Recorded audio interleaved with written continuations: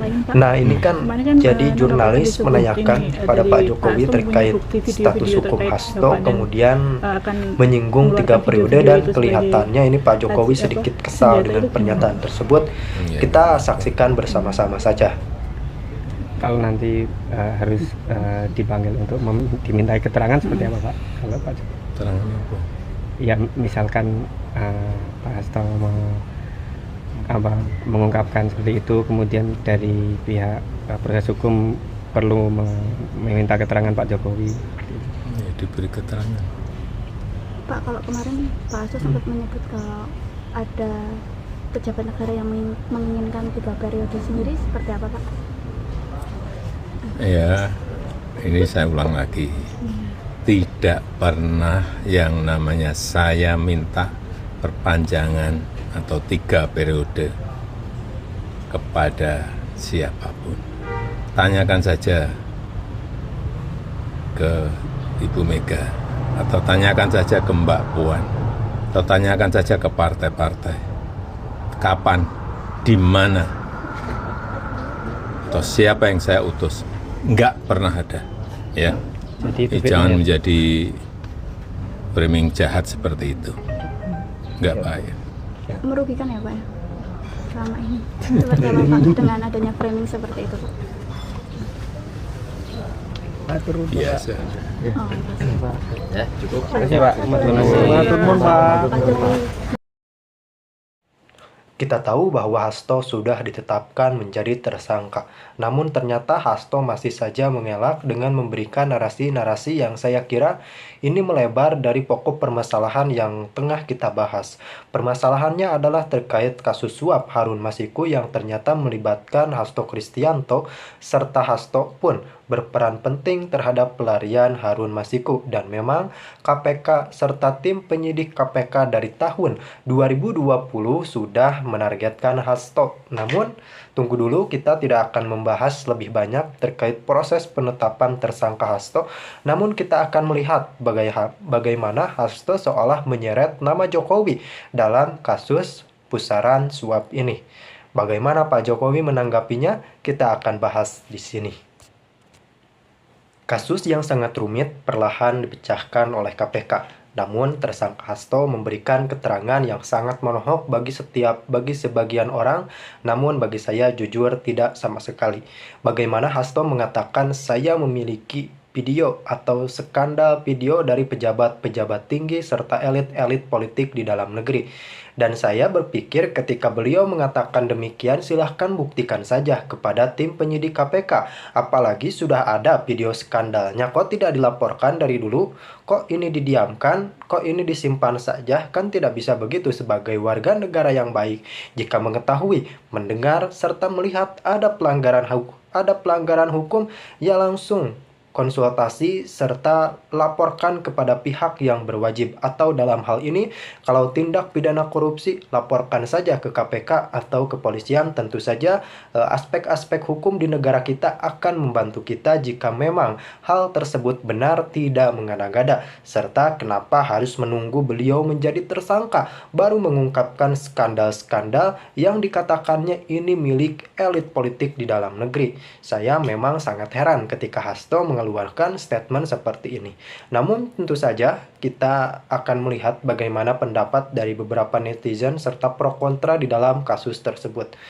Yang dimana kasus ini ternyata ya kita sudah duga endingnya pasti menyorot dan menyeret nama Pak Jokowi. Pak Jokowi langsung ditanyai beberapa pertanyaan oleh wartawan. Pak Jokowi mulanya bernada kalem serta santai saja. Pak Jokowi memang menjawab secara garis besar. Jurnalis mengatakan, bagaimana Pak ini tanggapan Bapak terkait tersangka Hasto? Pak Jokowi menjawab, ya kita ikuti aturan serta proses hukum yang ada. Benar kata Pak Jokowi, masa kita mau menghalangi hukum di negara kita sendiri? Masa yang ngakunya elit politik, elit parpol yang tentu saja harusnya menghormati hukum di Indonesia, masa mencederai hukum di dalam negeri sendiri? Tentu saja ini sangat tidak dibenarkan. Kemudian Pak Jokowi ditanyakan terkait KPK Hasto memiliki sejumlah video Dan memang Hasto berbicara kembali terkait permintaan Jokowi 3 periode. Ini yang paling membuat saya geleng-geleng kepala. Isu 3 periode Jokowi adalah isu lama yang saya ulangi, isu lama yang seolah terus dilayangkan kepada Pak Jokowi untuk menyerang Pak Jokowi. Bahkan di era kepemimpinannya sudah selesai, atau saat ini Pak Jokowi sudah purna tugas, ternyata masih saja disinggung-singgung oleh para orang-orang yang tidak suka dengan sikap politiknya, atau bisa dibilanglah pada saat ini lawan politik. Karena kita tahu kan Hasto cukup frontal mengkritik Jokowi di awal-awal kepemimpinannya. Namun bagaimanapun ketika kita mengangkat isu Jokowi meminta 3 periode, tentu saja ini sangat isu lama yang disulam kembali. Karena bagaimanapun pada saat itu Pak Jokowi pada saat masih menjabat sebagai Presiden Republik Indonesia mengeluarkan keterangan pers bahwa saya sama sekali tidak niat, tidak ingin, dan tidak berminat untuk menjadi presiden 3 periode. Karena Pak Jokowi orangnya itu taat hukum. Pak Jokowi mengetahui bahwa konstitusi tidak mengizinkan presiden maju 3 periode. Maka dari itu Pak Jokowi memutuskan untuk purna tugas dan tidak terikat pada partai politik manapun usai beliau purna tugas. Kita lihat kegiatan-kegiatan Pak Jokowi kalem, kemudian bersafari bersama keluarga. Ya, pada orang-orang pensiun pada umumnya lah Pak Jokowi mengajak keluarga, anak cucu. Kemudian ini sangat wajar dilakukan oleh orang yang telah purna tugas. Namun di satu sisi lawan politiknya seolah belum siap menerima kenyataan bahwa Pak Jokowi purna tugas dengan tenang dan seolah tidak suka dengan situasi yang dialami oleh Pak Jokowi. Hasto mengatakan, kemudian menyinggung-nyinggung 3 periode. Banyak pengamat politik yang meskipun Pak Jokowi sudah purna tugas tetap menyerang Pak Jokowi. Ini kenapa nih? Kalau kata Kodari kan kok Jokowi diserang di akhir masa jabatannya, kemudian Jokowi berkurang nih, makin bertambah kritikannya. Prabowo kekurangan orang yang mengkritik kalau begini jadinya. Jadi orang-orang malah berfokus mengkritik Pak Jokowi yang sudah purna tugas. Jadi ini memang bisa dibilang ini adalah sebuah dinamika politik yang terjadi di dalam negeri, karena saya berpikir ini ada dendam politik yang tidak terbalaskan, serta ini adalah kecerdikan dari Pak Jokowi di mana beliau luar biasa dalam memanage dirinya sendiri dan Pak Jokowi berhasil melakukan hal tersebut. Meskipun Pak Jokowi diserang, faktanya Pak Jokowi tidak tumbang sama sekali. Dan di cuplikan awal tadi kita melihat bagaimana Pak Jokowi dengan menunjukkan gestur yang sangat-sangat tidak suka dan bahkan ada suaranya meninggi saat ditanyakan terkait presiden 3 periode.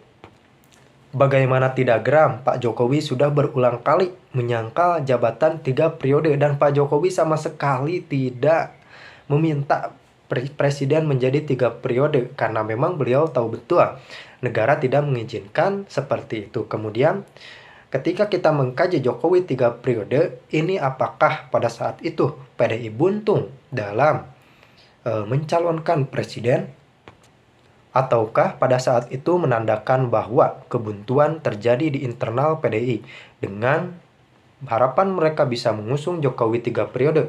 Dan bahkan Pak Jokowinya yang tidak mau. Saya tidak tahu, dan Anda pun jika mengetahui informasi-informasi seperti itu silahkan tuangkan di kolom komentar.